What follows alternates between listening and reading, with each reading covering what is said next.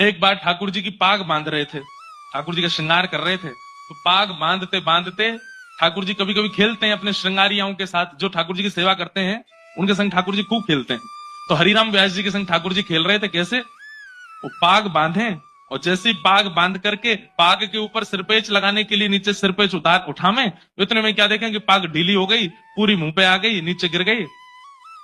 एक बार, दो बार, तीन बार, चार बार, 6-7 बार जब पाग बांध दी और बार बार खुलने लगी, तो हरिराम व्यास जी बोले ये पाग पहननी नहीं है, शायद इनको दूसरी लाता हूं। दूसरी पहनाई तो वो भी उतार दी।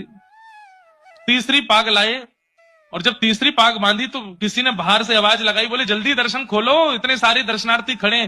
तो हरिराम व्यास जी बोले जय जय, बहुत देर रह गई है, सुबह से मैं पाग बांधवे में लगो, जल्दी तैयार है जाओ बाहर सबन को दर्शन करने। पाग बांधी, ठाकुर जी ने अब की बार भी पाग उतार दी। तो इतना गुस्सा आया हरिराम व्यास जी को, वो उधरी हुई पाग ही छोड़ दी मुंह पे, बोले ऐसे खड़े रहो, अब ऐसे दर्शन दे दूंगा सबको।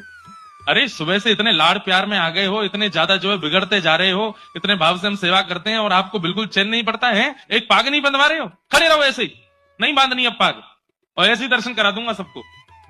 अपने पुत्र को बोल गए भोग आदि पधरा करके दर्शन खोल देना, मैं जा रहा हूं। बोले पिताजी गुस्सा क्यों? बोले ये ऐसे ही काम है यहाँ के छलिया के, पूरे दिन यहाँ की सेवा करते रहे, एक पाग ना बंधवा रहो, गुस्सा करें।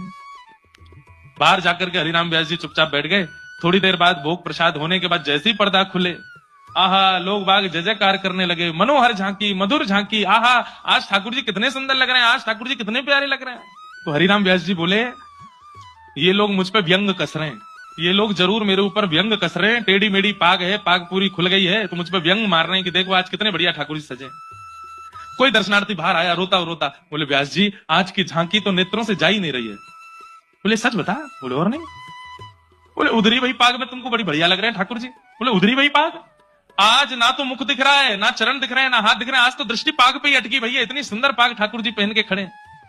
भीतर जाकर के जैसे हरिराम व्यास जी ने देखा तो क्या पाया, आज इतनी सुंदर पाग और उस सुंदर पाग के ऊपर 10-15 मोर पंख ऐसे लटका करके ठाकुर जी ने इतनी सुंदर पाग। पुत्र को बुलाया, हरिराम व्यास जी बोले तूने बांधी पाग? बोले नहीं पिताजी, आप जैसी छोड़ गए थे वैसी थी, पता नहीं कैसे बांध ली। तुरंत हरिराम व्यास जी के नेत्र बंद हो गए और नेत्र बंद होते ही मन में झांकी प्रकट हुई, क्या कि मैं तो उधरी भाई पाग छोड़ के बाहर चलोगे और गुस्सा में। तब प्रिया जी, तब किशोरी जी आई और किशोरी जी ने आकर के देखी है ऐसे बुरे बाबड़े से बन के खड़े हो ठाकुर जी, पाग क्यों नहीं बांधी? बोले आज मोए आपके हाथन से बदवावे को मनो, या हमारे हरिराम व्यास को परेशान कर रहे हो, अब आप आए गई हो, अब आप ही बांधो। तो आज की पाग किशोरी जी ने बांधी है ठाकुर जी को, इसलिए इतनी सुंदर लग रही है।